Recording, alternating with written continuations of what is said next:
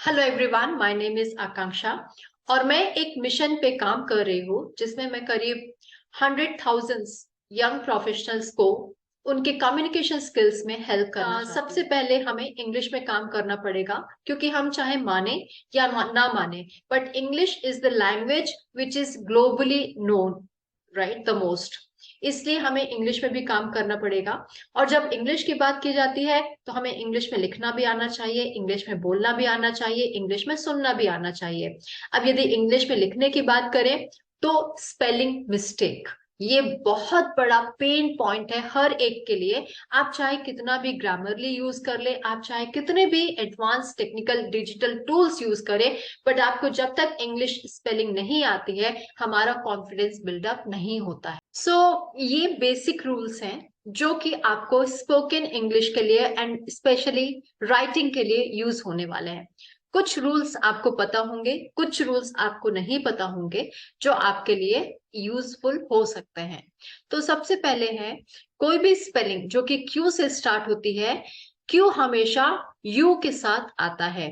चाहे वो क्यू से स्टार्ट होता है, आप हमेशा ये रूल याद रखिए कि क्यू के बाद हमेशा यू आता है। For example queen, quite, equity, इन सब के साथ आप देखेंगे, कोई भी आप क्वेश्चन देख लो, क्वेरी देख लो, आप कुछ भी स्पेलिंग क्यू से स्टार्ट होती है या उसमें क्यू आता है तो क्यू के बाद हमेशा यू आएगा। ये फिक्स रूल है। इसमें एक्सेप्शन यदि देखें तो इसमें कोई भी एक्सेप्शन नहीं है। इसका मतलब है कि क्यू के बाद हमेशा और हमेशा यू ही फॉलो होगा। नेक्स्ट रूल है, एस के बाद, सॉरी, एक्स के बाद कभी भी एस नहीं आता है।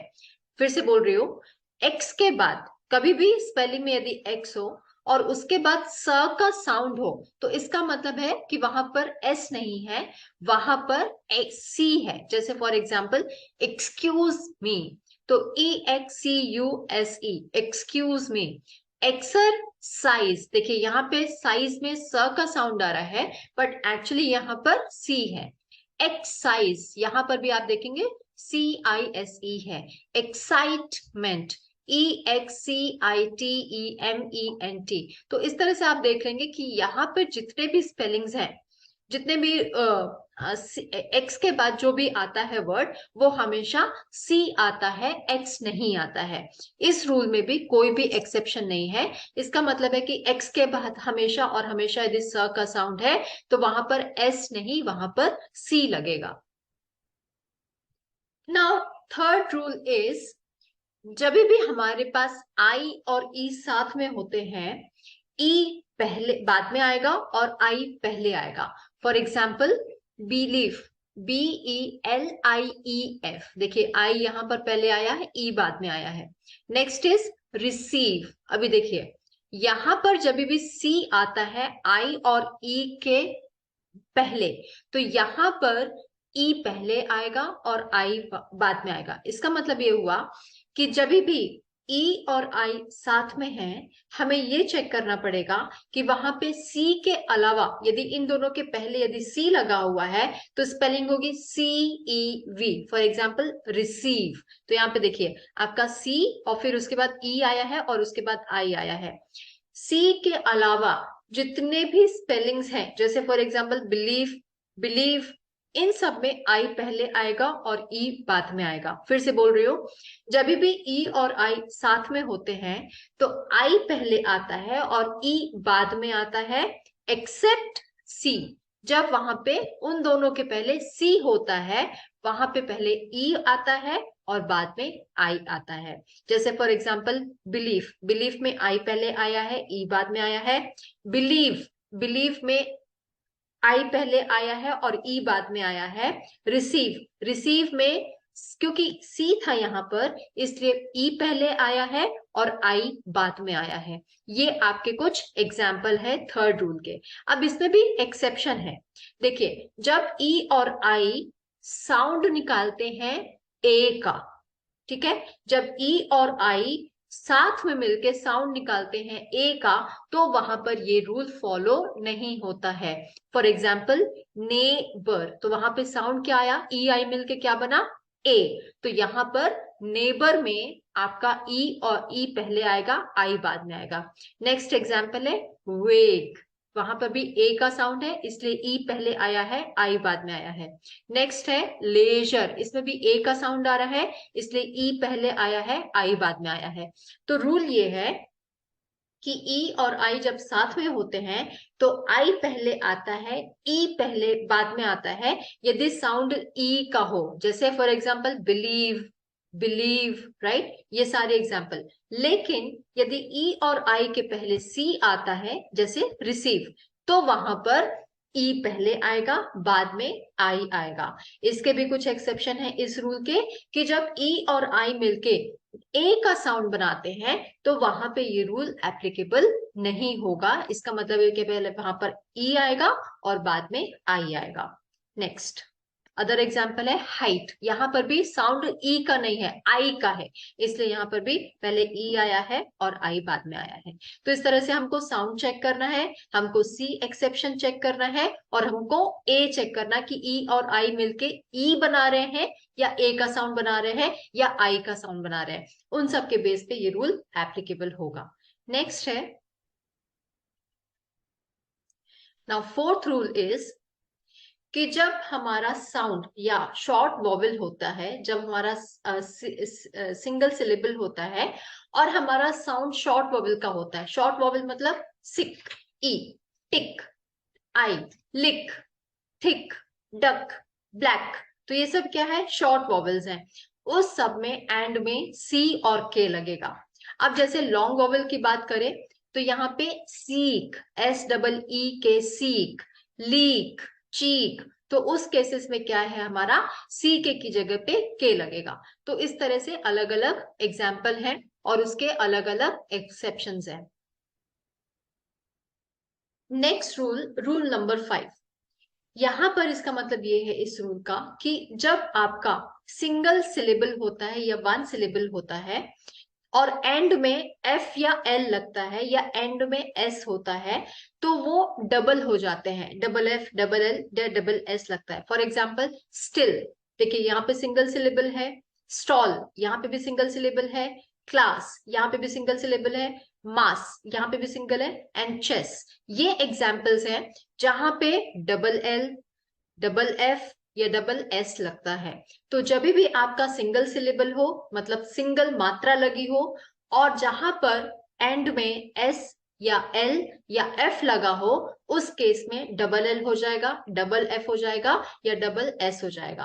अब यहाँ पे भी कुछ एक्सेप्शंस हैं, जैसे कि मान लीजिए कि दो कॉन्सोनेंट्स साथ में हैं, जैसे फॉर एग्जाम्पल, और साथ में ब्लेंड हो रहे हैं, जैसे फॉर एग्जाम्पल वर्ल, वर्ल में आर और एल साथ में मिल रहे हैं, वाफ, वाफ में आर और एफ साथ में मिल रहे हैं, तो इस केस में डबल एल या डबल एफ नहीं लगेगा। ये एक्सेप्शन है इस रूल का।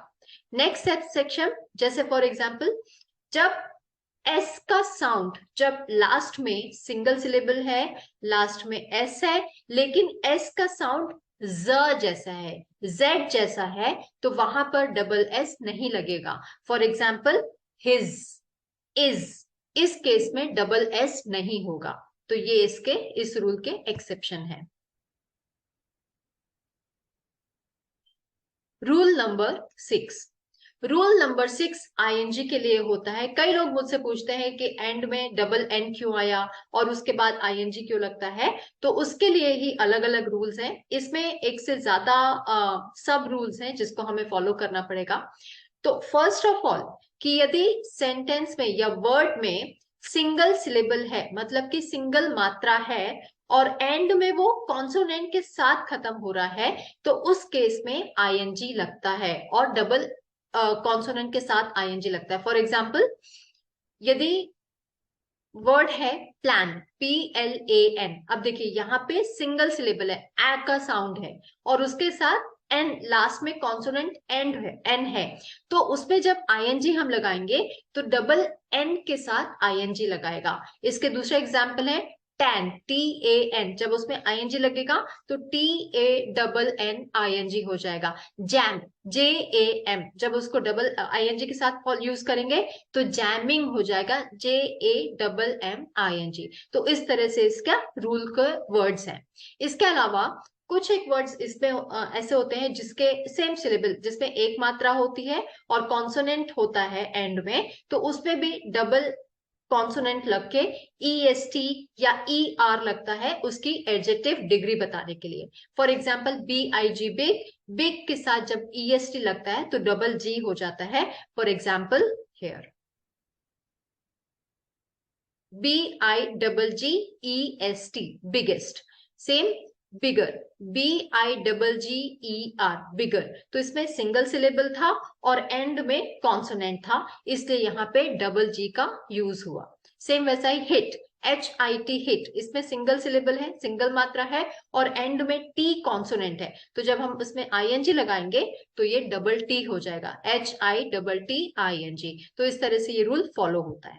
नेक्स्ट है, यदि कोई ऐसा वर्ड है जिसमें एंड में साइलेंट ई है, फॉर एग्जाम्पल टेक, TAKE, इसमें लास्ट में साइलेंट है, तो उस केस में जब हम ING लगाएंगे तो ई हट जाता है और साथ में ING जुड़ जाता है, तो इसका स्पेलिंग क्या हो जाएगा, taking, TAKING, taking.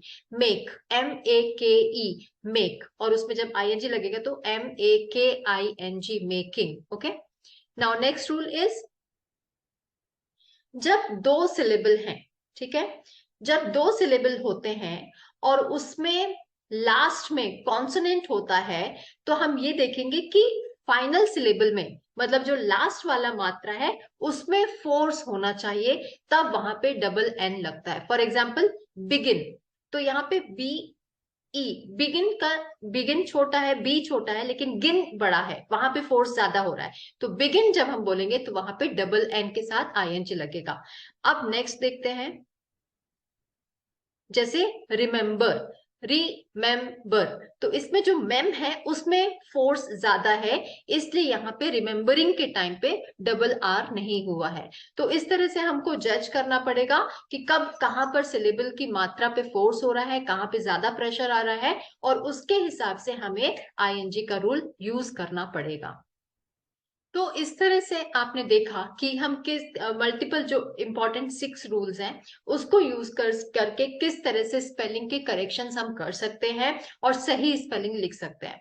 In case आपको कुछ कंफ्यूजन होता है स्पेलिंग लिखने में, तो आप इन रूल्स को याद रखिए। यदि आपको कुछ वर्ड्स में एक्सेप्शंस आते हैं तो आप प्लीज कमेंट में ड्रॉप कीजिए, मैं उसके लॉजिकल वीडियोस भी बनाने की कोशिश करूंगी और उसके लॉजिकल आंसर्स निकालने की कोशिश करूंगी। Please like if you like this video, और आपको लगता है कि ये वीडियोस आपको हेल्पफुल है तो please subscribe the channel. Thank you so much. मैं आगे भी दूसरे इस तरह की वीडियोस लेके आऊंगी जो आपकी कम्युनिकेशन स्किल्स की, जो आपकी इंग्लिश प्रोफिशिएंसी को हेल्प करेंगे। Till then, bye bye and take care.